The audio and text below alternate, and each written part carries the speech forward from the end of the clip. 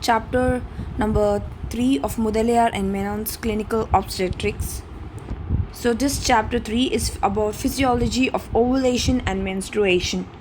So, what is the physiology of ovulation? So, we all know that the essential organ of reproduction in the female is going to be the ovary, because the ova is going to be produced here. And the accessory organs, as we know, are the oviducts of fallopian tubes, the uterus, the vagina, and the mammary glands. So let's define the three terms, that is, what is menstruation, what is menarche, and what is menopause. Menstruation is nothing but defined as the periodic physiological discharge of blood, mucus, and other cellular debris from the uterine endometrium, which occurs at more or less regular intervals except during pregnancy and lactation from the time of puberty to menopause. That is, it's nothing but there is blood discharge. Okay, but not only blood, but we also have along with it mucus and other cellular debris from the uterine endometrium, which occurs at more or less regular intervals. But when we do not have pregnancy and lactation period, we won't have. Now, what is menarche? Menarche indicates the onset of menstruation, whereas menopause is defined as the cessation of menses due to the loss of ovarian function. Menarche is nothing but indicates the onset of menstruation, whereas menopause is nothing but defined as the cessation of menses due to the loss of ovarian function. In a normal menstrual cycle, there is going to be cyclical hormone production from the hypothalamus and the pituitary, which act on the ovary. They stimulate the growth of the ovarian follicle with parallel proliferation of the uterine endometrium in preparation for the implantation of the embryo. A normal menstrual cycle, this is very important. It can be an MCQ. So a normal menstrual cycle lasts for how many days? Around 21 to 35 days is the normal menstrual cycle, with how many days of flows? Around 2 to 6 days of flows. And an average blood loss of how much? 20 to 60 ml of average blood loss. So these three is a very important MCQ. You need to remember this, that is the 21 to 35 days, 2 to 6 days of flow, and 20 to 60 ml of average blood loss. The formation of primary oocytes is an intrauterine event is going to be starting from the 20 weeks of gestation itself. So primary oocyte, okay? So primary oocyte is going to be starting from the intrauterine life itself, and around what weeks of gestation? 20 weeks of gestations. Around 20 weeks of gestations, there are as much as around 6 to 7 million oocytes are going to be at the beginning. However, they undergo atresia continuously, and at birth only 1 to 2 million oocytes are going to be seen. So, primary oocyte is going to be seen in intrauterine life around 20 weeks of gestation, and at birth it's going to be there's going to be atresia. Atresia is the cause, and birth is going to be around 1 to 2 million oocytes. So by puberty, the number of oocytes are going to be drastically reduced to around just 3 lakhs. And by the time of menopause, the ovary has only rare interspersed oocytes in a dense stroma. So coming to the topic of ovarian follicular development. So in this slide, we can see around 7 weeks how you have just 10,000 primordial germ cells, okay, and then it undergoes rapid mitosis, and around 16 to 20 weeks you have 6 to 7 million, and then due to atresia at birth it's just going to be 1 million. At puberty it's going to be around 3 to 4 lakhs. Ovulatory state it's going to be around 300 to 400 million. So None of this is important, guys. Only just two things are important. If you want to remember anything from this slide, you just need to remember at birth it's around going to be 1 million. At puberty it's going to be 3 lakhs. Just remember this both. So this is very important. So what are the follicular changes that will occur?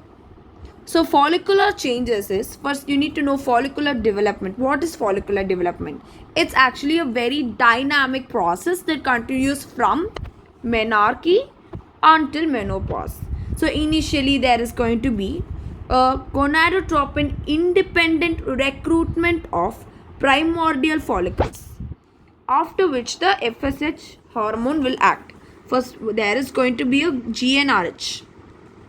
There is going to be a GnRH independent recruitment of primordial follicles, following which FSH is going to act. Okay. Now talking about the stages. So there are 9 stages that you need to remember. Starting from the primordial follicle. Okay. Then you get the primary follicle. And then the secondary or preantral follicle.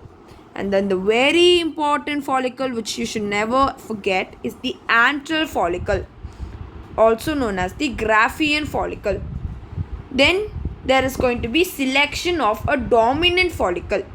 After selection of dominant follicle, there is going to be pre-ovulatory or a mature follicle. So after pre-ovulatory or mature follicle, luteinizing hormone surge will be there. LH surge will be there. And then ovulation, and the last one is the corpus luteum. Corpus luteum produces progesterone and some estrogen. So starting from the primordial follicle to primary follicle, then you get the secondary or the preantral follicle, and after preantral follicle what you will get? Primordial, primary, secondary or preantral. Preantral kapra you will get the antral follicle, also known as the Graafian follicle. And after that you get the selection of a dominant follicle. There is a dominant follicle selection will be occurring, and then the pre-ovulatory or mature follicle, then the follicle matures, so there is a mature follicle. And the next one, which is very important stage, is the LH surge. And due to LH surge, what will happen when the LH surge occurs? Direct ovulation occurs. And then the corpus luteum produces the 2 hormones which is necessary for regulating the pregnancy, that is progesterone and some estrogen. Remember one important key point: if there is no fertilization and no pregnancy, corpus luteum will regress into corpus albicans, and that results in the, so then you will get menstrual cycle. Okay. But if there is going to be HCG due to the placenta, if pregnancy occurs, placenta releases HCG, and HCG will counteract the function of the LH, or to say in other words, it mimics the LH. Because it is mimicking the LH, it's going to be producing what? Progesterone and some estrogen continuously until the pregnancy. So this is the difference. Okay. These hormones prepare the endometrium. I told what hormones? Estrogen and the 2 very main heroes of gynae and OG. So these 2 hormones will be preparing the endometrium for what? For implantation, render the cervical mucus hostile to sperm penetration. They render the cervical mucus to hostile the sperm penetration, and also alter the vaginal mucosa. Unless the corpus luteum is exposed to a massive stimulation from the products of conception, its functional life is going to be limited, and only 14 days after ovulation, steroid secretion decreases so markedly that the endometrium is going to be desquamated. Okay, the endometrium will be desquamated and shed in the form of menstrual bleeding. So, unless the corpus luteum is exposed to a massive stimulation from the products of conception, its functional life is limited, and 14 days after ovulation, steroid secretion decreases so markedly that the endometrium is going to be desquamated and shed in the form of menstrual bleeding. Very, very important topic is next one is the ovarian steroidogenesis. So what do you mean by the word steroidogenesis? So ovarian steroidogenesis means what? Production of steroids. What steroids? Androgens, estrogens, progestogens. Okay. Now this ovarian steroidogenesis is basically based on something called as, this is a very, very important MCQ, two cell 2 gonadotropin theory. So let's see what this 2 cell and 2 gonadotropin theory talks about.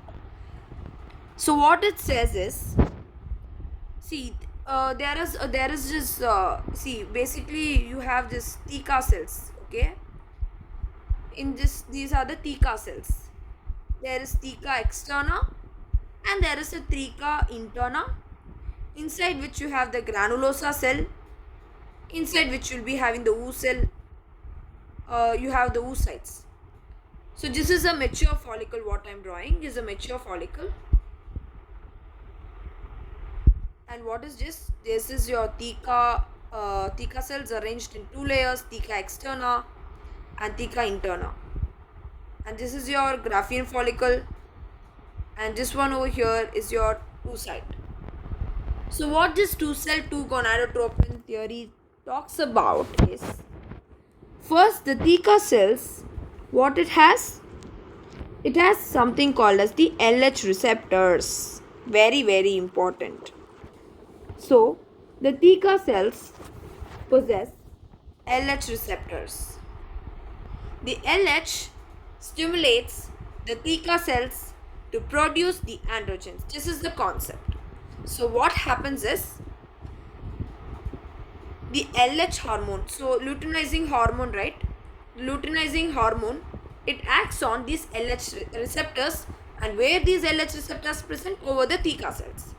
So this LH will be acting on the LH receptors of the theca cells, and what is the final result? There is going to be production of these first steroid, that is androgen.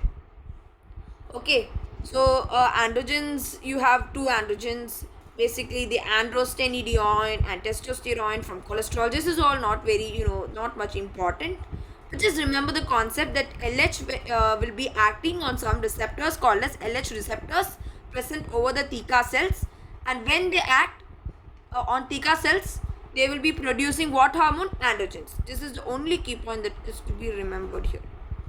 Now, these androgens are going to be transferred to granulosa cells.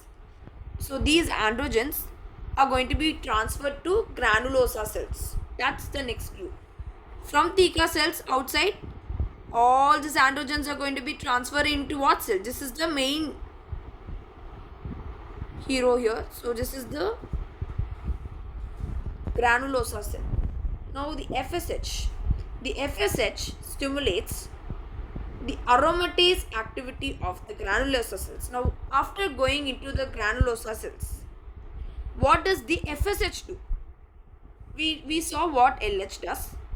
LH was going and acting on the theca cells and producing androgens. Okay, and the androgens will be further will be transferred into granulosa cells. Now this is over. This is one cell theory. This one cell is over. Theca cell, what is happening on the theca cell is finished. Now, what is going to be occurring in the granulosa cells by FSH? So FSH will be acting on the granulosa cells, and when they act on granulosa cells, the FSH will be stimulating. This enzyme is very, very important one. The enzyme called as aromatase. aromatase activity will be stimulated, which converts these androgens to estrogens. This has a negative feedback effect on FSH. It has a negative feedback effect on FSH. So to conclude, ovarian steroidogenesis is a very interesting and a very smooth and simple topic to understand. You just need to remember that something called as two-cell, two-gonadotropin theory. So you will ask, why it's called as two-cell, two-gonadotropin? The name itself is going to say. You don't have to mug up. The name itself says the complete concept. So two cells we are going to talk about. Okay, and what are these two cells? One is Theca cell and second one is the granulosa cell. And we are going to talk about two gonadotropins. So what are the two gonadotropins? One is the FSH, another one is the LH. Now, if FSH acts over the Theca cells, what will occur?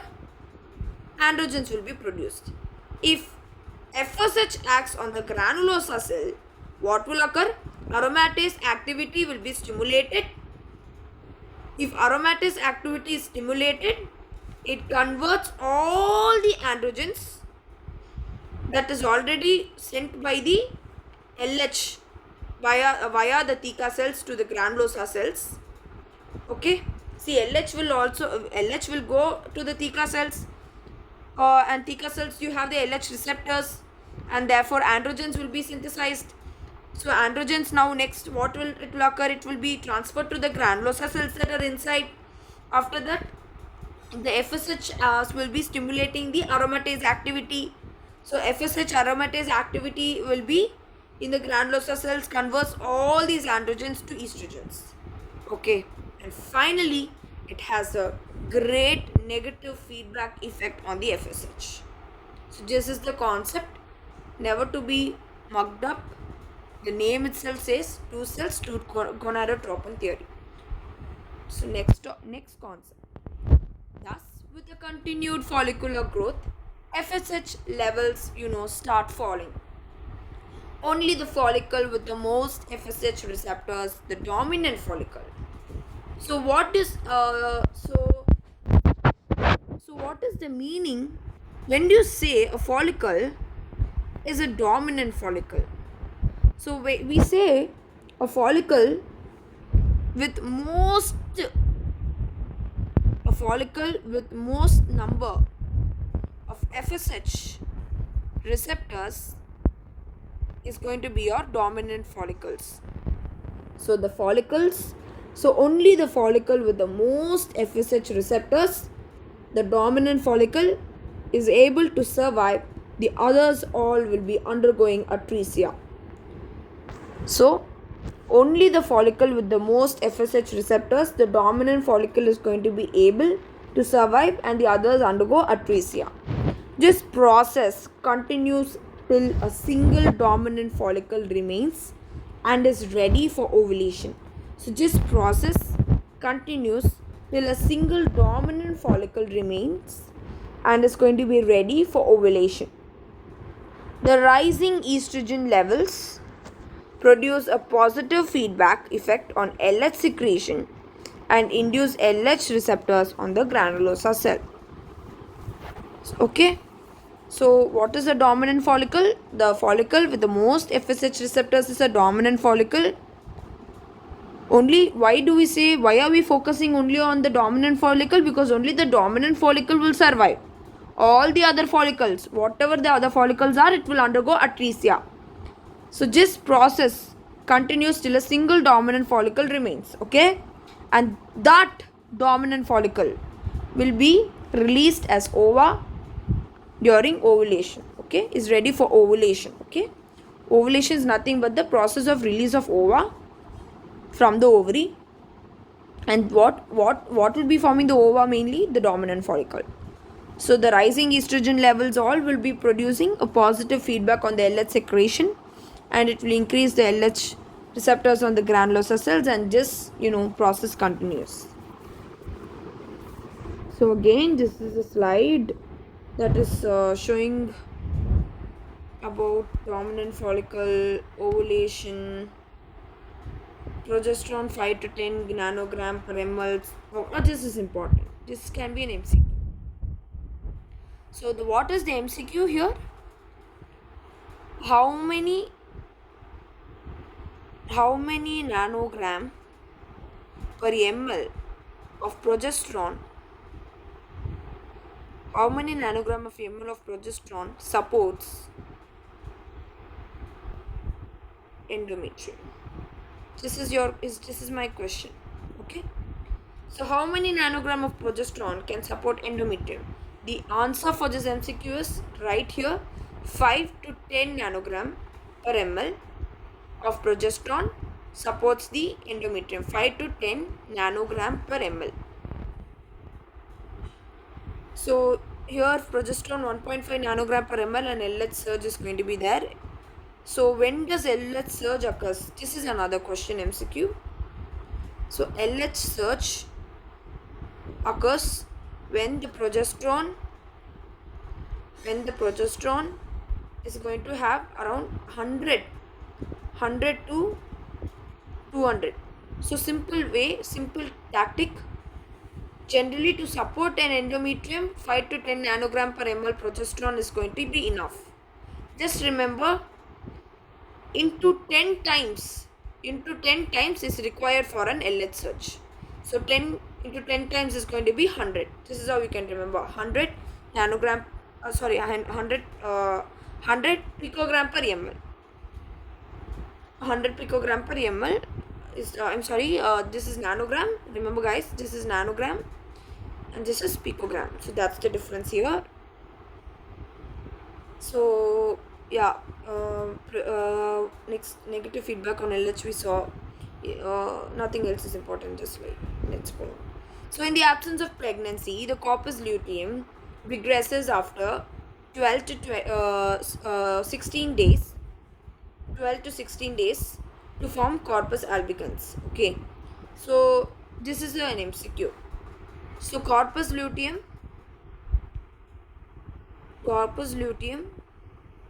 regresses into corpus albicans around how many days? Within how many days? Around 12 to 16 days. Can be an MCQ. So the estrogen and progesterone levels wane, the negative feedback is going to be removed, and FSH and LH levels rise again and recruit another set of follicles. If pregnancy occurs, the placental hormone, that is the HCG, I told this point already, it's very clear. When pregnancy occurs only, there is this HCG which is going to be mimicking the LH action and continually stimulating the corpus luteum to secrete what? Progesterone. Continued luteal function is going to be needed for the support of pregnancy till the placental hormones takes over. So until and unless the placental hormones takes over, continuous luteal function is required in order to support what? Pregnancy. Okay. Now let's talk about the changes that occur during the menstrual cycle. So everyone knows about the normal menstrual cycle. Okay. So what are the cyclical changes that occur? Let's talk about in detail. First, let's talk about the cyclical changes seen first in the endometrium of the uterus. So the endometrial histology changes cyclically in accordance with the ovarian hormone production. The changes are seen in superficial 2/3 of the endometrium. See, I'm drawing the uterus over here. Okay, this is your uterus. Okay, this is my endometrium. This I'm shading is my endometrium. Then myometrium. Okay, perimetrium. You have the layers of the uterus. So let's focus on the endometrium. So endometrium layer, superficial 2/3 and deep 1/3. So I'm divide. Okay, So superficial two-third is known as the decidua functionalis, because that's the very functional layer of endometrium, whereas the deep one-third is the decidua basalis. The changes are seen in superficial two-thirds of endometrium, which is the decidua functionalis, and the deeper one-third of the endometrium, which is the decidua basalis. And this decidua basalis does not undergo any changes and acts as a source of endometrial regeneration after menses. So why am I talking about endometrium, like separating this superficial two-third, one-third is, you need to remember a clear-cut point. The name itself says decidua functionalis means what? That is the functional layer of the endometrium, which is going to be playing a role during the changes of the endometrium. Okay. Whereas decidua basalis, it has no role at all. There will be no changes occurring in this layer. Therefore, this layer will be regressing. Regression occurs. This layer will move on to regression after the menses. That is the very important. So the MCQ here is, which layer of the endometrium goes into regression during menstrual cycle? Which layer of endometrium goes into regression during menstrual cycle? Which layer, guys? It's the decidua basalis. Remember, it's a very important MCQ. Decidua basalis. Okay.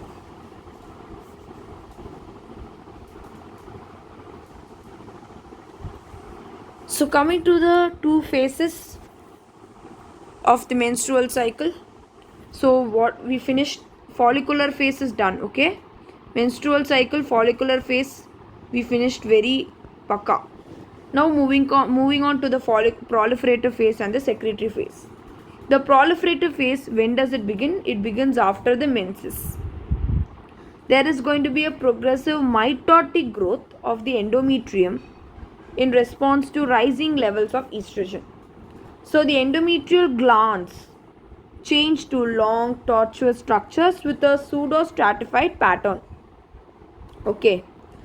Now next, coming to the secretory phase. It is seen after ovulation. Just remember, which phase is seen after menses? Which phase is seen after menses is going to be a proliferative phase. Whereas which phase is going to be seen after ovulation is going to be a secretory phase. After ovulation is secretory phase. After menses is going to be your proliferative phase. Just remember MPOS. After menses is going to be a proliferative phase. After ovulation is going to be a secretory phase. MPOS. Effect on progesterone, the stroma becomes edematous and spiral arteries lengthen and coil. This is all not very necessary. So coming to our main phase of menstrual cycle, which is the menstrual phase. So in the absence of implantation, I told there is no pregnancy, then only what will happen? The corpus luteum will be converted to albicans and all the bleeding occurs, right? So in the absence of implantation, there is going to be regression of the corpus luteum into what? Corpus albicans. Again I am revising. Okay, corpus albicans. Withdrawal of estrogen, because of, if corpus luteum is not there, what will happen? No estrogen, no progesterone. No estrogen, no progesterone. And because of which spiral artery spasm and endometrial ischemia will be there. Remember just two terms which you wouldn't have heard before. These are a new terms: spiral artery spasm. Spiral artery spasm will be there, and endometrial ischemia will be there. Okay, ischemia. Spiral artery spasm and endometrial ischemia is there, and these result in a irregular breakdown and shedding of the endometrium. Okay, so spiral artery spasm is an important point. Endometrial ischemia is an important point, due to which there is a irregular breakdown and shedding of endometrium. Irregular breakdown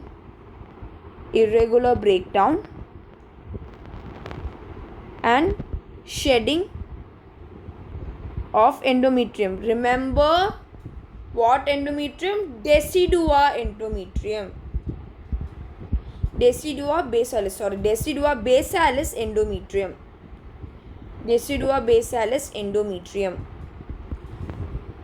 The endometrium then begins to shrink, and the bleeding occurs from the spiral arteries exposed by the shedding of the functional layer of the endometrium. After several days, the basal epithelium regenerates and proliferative changes appear in the endometrium as a result of estrogen stimulation from the new ripening follicles. So after several days, the basal epithelium regenerates and proliferative changes appear in the endometrium as a result of estrogen stimulation from the new ripening follicles. So coming to the changes seen in the vagina. So what are the changes you will see in the vagina? So the vaginal epithelium also undergoes certain cyclical hormonal changes.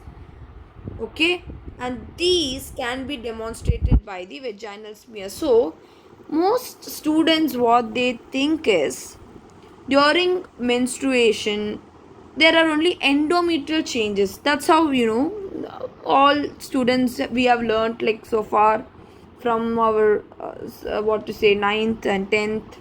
So menstruation, they see only the uterine changes. No, not only the uterine changes, but we also have certain changes in vagina, and these changes can be detected through via the vaginal smears.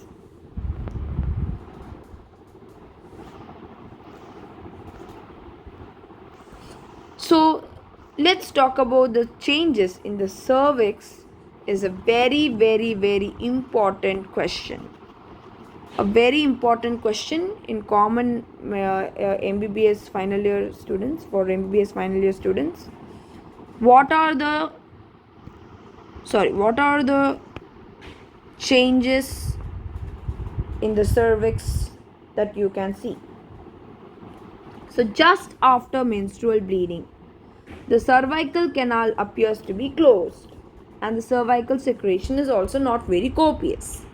Just before ovulation, copious amounts of thin cervical secretion are seen, and just increasing amount of thin mucus favors the ascent of spermatozoa into the upper genital tract.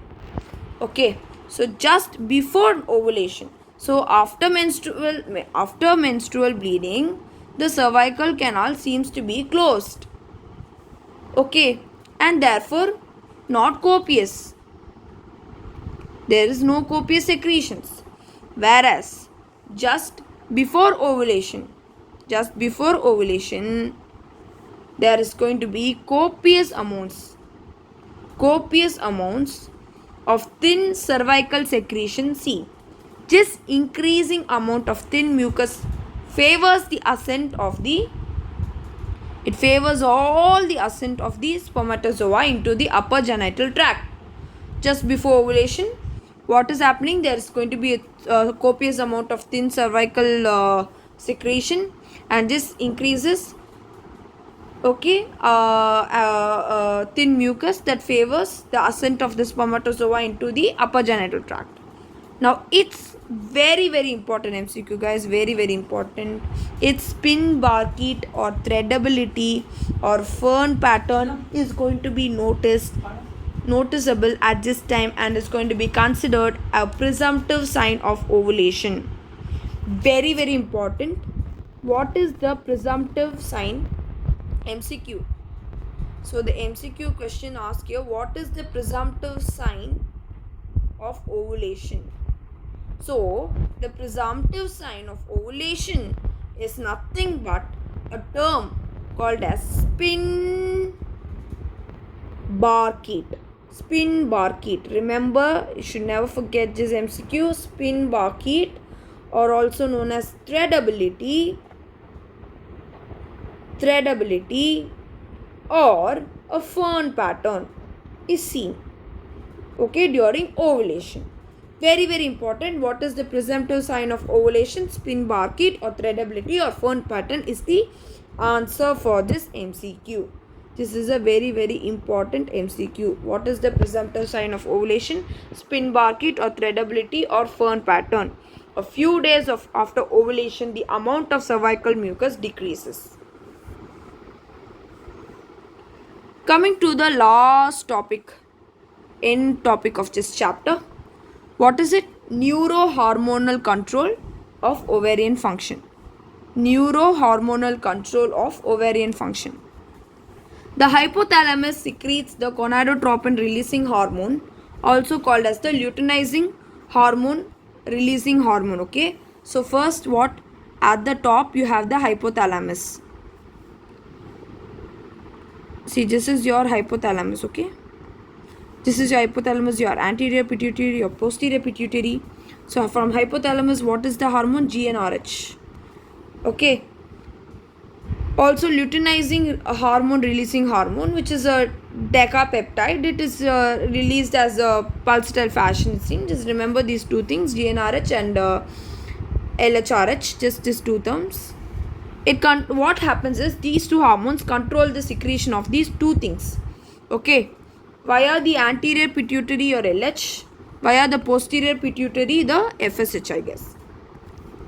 Okay, so LH and FSH from the anterior, LH and FSH from the anterior pituitary, which in turn regulates the steroidogenesis in the ovary. I'm sorry, both LH and FSH. Okay, both LH and FSH from the anterior pituitary, not the posterior pituitary. Remember, the anterior pituitary is important. Both LH and so GnRH and LHRH will be regulating the release of two hormones from the anterior pituitary, that is the LH and FSH. And once these two hormones are released, it is going to cause the beautiful concept of ovarian steroidogenesis, which we already studied, the 2-cell and the 2-cell as well as the 2 gonadotropin cell theory continues. Okay, or steroidogenesis in the ovary. So the estrogen and the progesterone from the ovary regulates the hypothalamus and the pituitary by feedback mechanism. So this is the end of this chapter. Thank you guys. Please do subscribe for the content of all other chapters to be fully taught and covered from Mudaliar and Menon's clinical obstetrics. Do like and share to all the students, especially the final year medical students who will find it helpful. Yeah, thank you.